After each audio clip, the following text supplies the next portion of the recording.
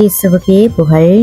இயேசுவில் பிரியமானவர்களே, இன்று நம் ஆண்டவர் நீதிமொழிகள் 30ஆம் அதிகாரம் 5ஆம் வசனத்தினூடாக இவ்வாறு நம்மோடு பேசுகின்றார்.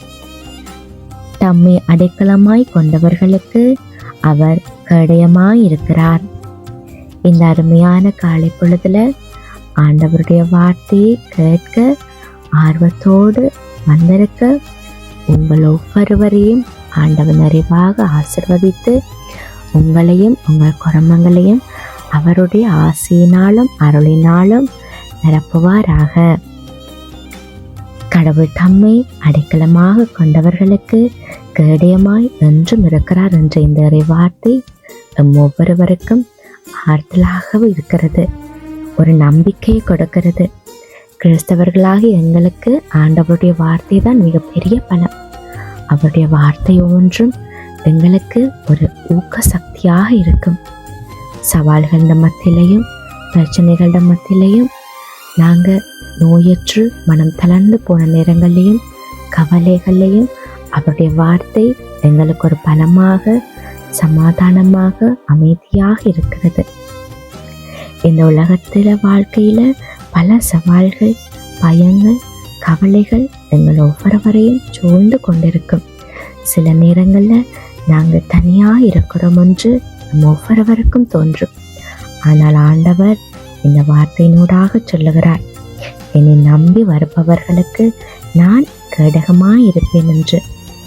கேடகம் என்பது ஒரு போரில் எப்படி ஒரு வீரனை அந்த போர் எதிரிட்ட இருந்து தன் உயிரை காக்கிற ஒரு காவலாக இருக்குதோ, அதே போல எங்களுடைய வாழ்க்கையிலிருந்து வரும் பிரச்சனை, வேதனை, எதிர்ப்பு போன்ற எதிரிகளுடைய அம்புகளிலிருந்து எங்களை காக்கும் கேடயமாக ஆண்டவர் இருக்கிறார். பைபிள்ல அநேகர் ஆண்டவரை கேடயமாக கொண்டு வாழ்ந்தவங்க இருக்கிறாங்க. தாவீது அவர் பல சோதனைகளிலும் எதிரிகளிடமிருந்து தன்னை காத்துக்கொள்ள ஆண்டவரை கேடயமாக ஏற்றுக்கொண்டார். ஆண்டவரை முழுவதுமாக நம்பினார். அவரே என் கண்மலையும் என் கோட்டையும் என் இரட்சகரும் என்று திருப்பாடல் 18:2 தாவீது ஆண்டவரை போற்றி புகழ்ந்தார். அதே போல ஆபிரகாம் ஆண்டவரின் வாக்குத்தத்தத்தை முழுமையாக நம்பினார்.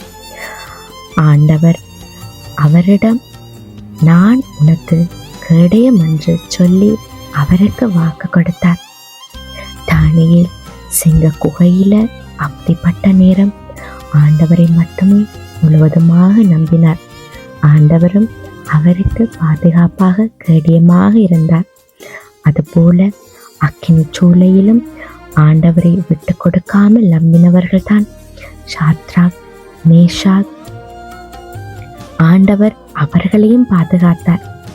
அதே போலதான் இன்றைக்கு நீங்க இந்த மாதிரியான சூழ்நிலைகள்ல இருந்தாலும் ஒரு நாளும் கலங்கி தவிக்காதீங்க. ஆண்டவர் உங்களை காக்கும் கேடகமாக இருக்கிறார்.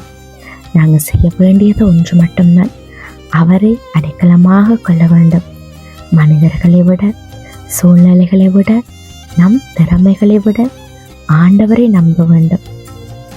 இன்றைக்கு இந்த காலையில நாங்க ஒன்றை மட்டும் நினைவில் கொள்ள வேண்டும், நான் ஒவ்வொருவரும் தனியாக இல்லை, ஆண்டவர் எங்களோடு இருக்கிறார், அவர் நம்முடைய கேடயமாக இருக்கிறார் என்ற இந்த வார்த்தையை நாங்கள் ஒவ்வொருவரும் நம்ப வேண்டும். அதனால பயப்படாதீங்க, மனம் தளர்ந்து போகாதீங்க. ஜெபத்தோடு இந்த நாளை தொடங்குங்க. ஆண்டவர் உங்களுக்கு முன் சென்று உங்களை வழி நடத்துவார். உங்களுடைய பாதையை செம்மையாக்குவார். உங்களுக்கு எதிராக வரும் எல்லா அம்புகளையும் அவர் முறியடிக்க பண்ணுவார். இன்றைய நாள் ஆசீர்வாதமான நாளாக உங்கள் ஒவ்வொருவருக்கும் இருக்கட்டும்.